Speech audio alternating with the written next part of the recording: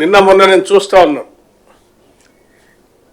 ఇంత చిన్నాభిన్నం అంటే ఉద్యోగ వ్యవస్థకు కూడా జీతాలు ఇచ్చుకోలేనటువంటి పరిస్థితుల్లో చిన్నాభిన్నం చేసిన ఆనాటి టీఆర్ఎస్ ప్రభుత్వం మాట్లాడితే ఇప్పుడున్న ప్రభుత్వం అప్పులు చేసుకుంటూ పోతా ఉంది.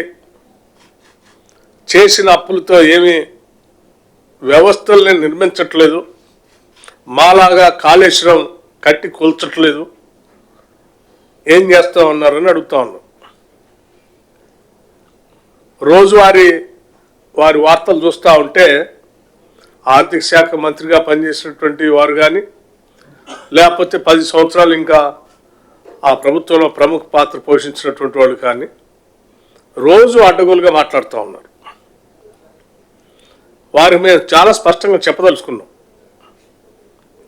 మీ హయాంలో 2023 డిసెంబర్ వరకు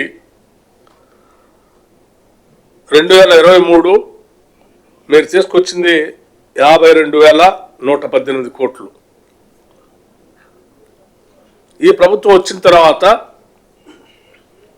అప్పుగా తీసుకొచ్చింది 52,118 కోట్లు బారో చేశాం.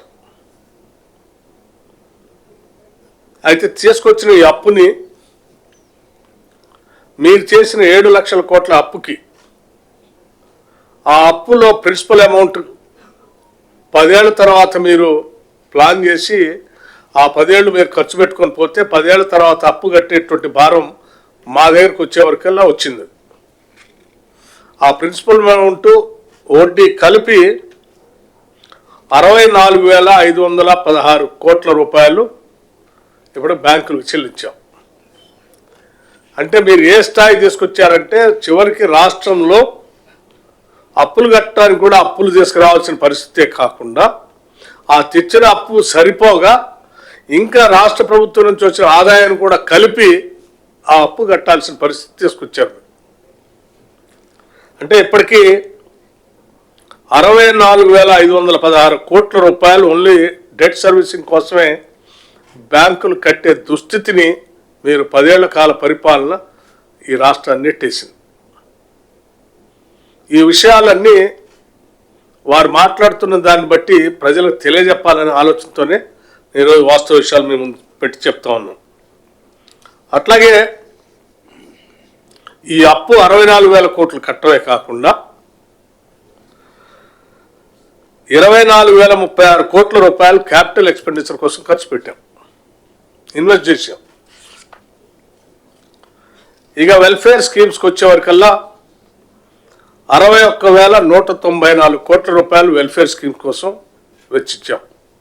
అంటే రైతు భరోసా 7,625 కోట్లు, రుణమాఫీ స్ట్రేట్ అవే 21,000 కోట్లు, చేయూత 11,382 కోట్లు, రాజీవ్ ఆరోగ్యశ్రీ 890 కోట్లు, ఎల్పిజి సబ్సిడీ అండర్ మహాలక్ష్మికి సంబంధించి 442 కోట్లు, గృహజ్యోతి 200 యూనిట్లు ఉచిత పవర్ సంబంధించి 1,234 కోట్లు, ఇంకా పవర్ సబ్సిడీ వ్యవసాయ రంగానికి సంబంధించి బోర్వెల్స్కి రైతులకు మనం ఇచ్చేటువంటి పవర్ సబ్సిడీ 11,141 కోట్లు, ఇన్సూరెన్స్ టు ఫార్మర్స్ మీరు ఎప్పుడు రైతులకి ఇన్సూరెన్స్ చేయలే, వాళ్ళ కోసం మళ్ళీ 1,514 కోట్లు కట్టాం. రైస్ సబ్సిడీ కింద 1,647 కోట్లు, స్కాలర్షిప్స్ అండ్ డైట్స్ సంబంధించి 1,016 కోట్లు, ఆర్టీసీకి 1,375 కోట్లు, కళ్యాణ లక్ష్మికి సంబంధించి 2,311 కోట్లు.